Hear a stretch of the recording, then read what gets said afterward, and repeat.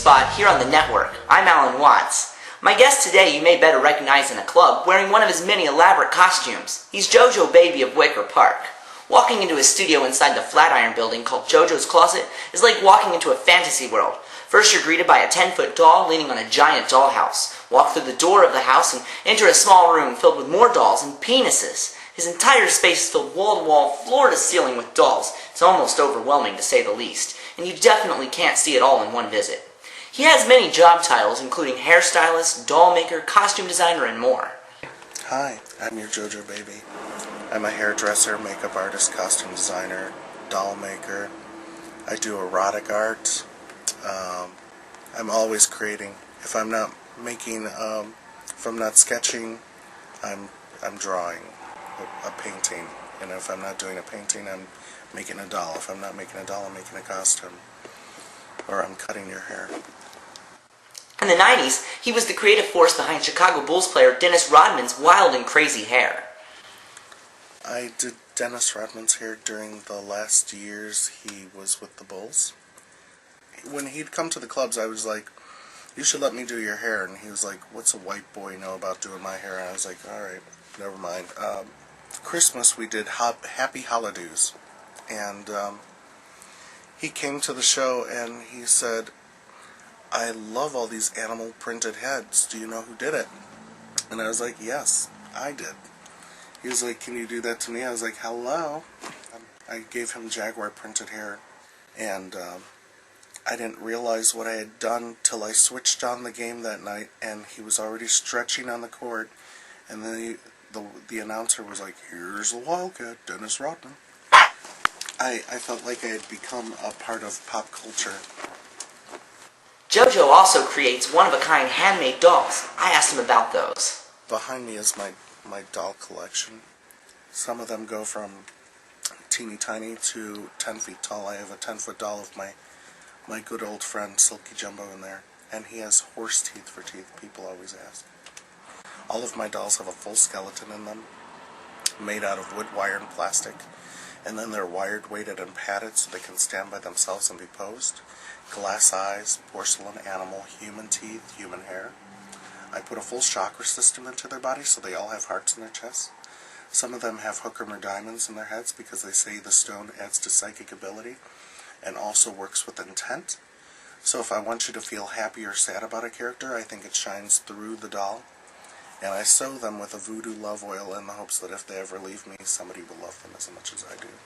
JoJo Baby also designs costumes, and being an original club kid of the 80s, the producers of Party Monster requested the use of some. The film, which tells the stories of the New York City club kids of the 80s, stars Macaulay Culkin, Seth Green, and Wilson Cruz. How about Party Monster? When I heard the movie was being filmed, I was like, why wasn't I asked to be a part of this? And I was just bumming out in my studio, and I got an email, and it was from the producers of the film, and they said, we would like to borrow your costumes. And I was like, well, they're made for my body type, you know. And they said, have you ever thought about being in a picture? And I was like, I'm a star in my own head. And they were like, great, well, we'd love you to come to New York with your closet and be in the movie. The first day I showed up, Macaulay Culkin and Seth Green were both running around in just tight little Fruit of the Looms. That was pretty hot. I went up to Seth Green because he had the cutest little bubble butt, and I was like, I want to just fold you in half and put you in my suitcase and take you back home with me. And he was like, no. That's my ideal boyfriend, too. I like short guys, I love redheads, and they have to have a job. So, Seth Green fits that bill. JoJo Baby can be a sight to behold at times, from his wild costumes to his everyday appearance. But no matter what he looks like, you know you're in the presence of someone interesting. As a child, his mother would wake him up by calling out, JoJo Baby, wake up! He loved that name so much, he made it legal. I asked what growing up as JoJo Baby was like. I got chased home from school many times, was bullied quite a bit. Not many preteens had colored hair and would wear makeup or make their own clothes, and people were just not dressing like that. And my mother would be like, are you going to leave the house like that? And I was like, yeah. She's like, all right. I was tortured about it, but people have been writing about me from teenage days to now because I must be doing something crazy or right. 2005 was a tough time for JoJo because he received some bad medical news. My testicle had become the size of a grapefruit in my pants. They went through the whole blood test and everything, and not only did I find out that I had cancer, but I also found out that I was HIV positive, which was crazy. Because the same year I lost my boyfriend, and I lost my mother. I lost my job at Melio's because they didn't want somebody sick working there. And then all of my club jobs flopped at the same time, so it felt like everything was just caving in on me.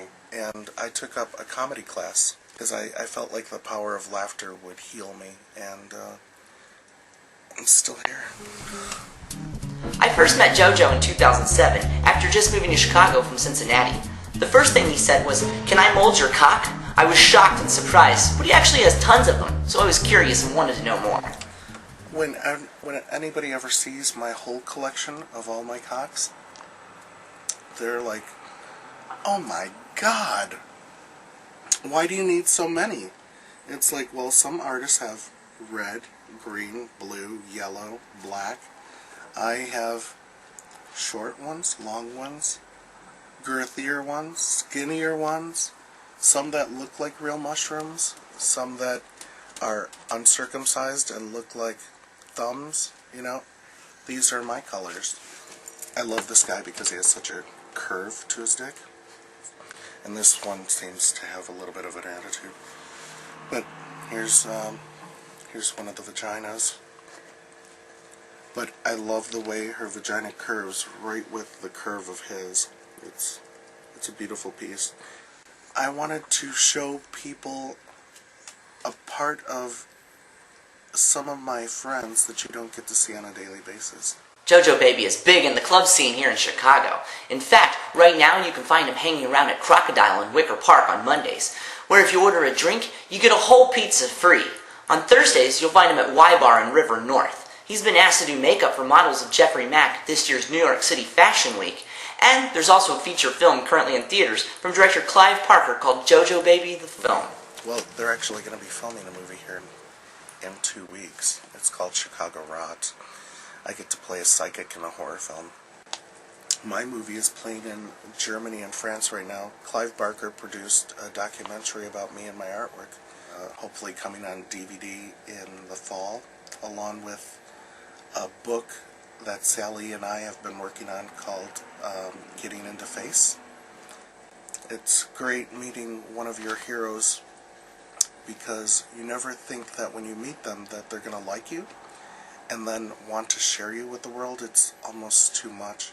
And a lot of my friends are like, "You didn't get paid for that?" And I'm like, I think it was enough meeting one of my heroes and him doing this special thing for me, because now our names are clicked together for the rest of our lives.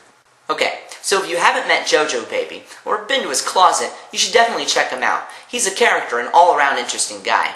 He even cut my hair while I was there. Be sure to check him out on Facebook, in the club, or next time you're wandering through the Flatiron Arts Building, stop by his closet and say hey. But that's all the time we have for this episode. Please join us again next time, right here on the network. Now, during our interview, JoJo received a call from his landlord telling him to get the keys for his new studio. We'll leave you this time with a quick look at that. And for all of us here at the Weekly Spot, I'm Alan Watts. Thanks for watching.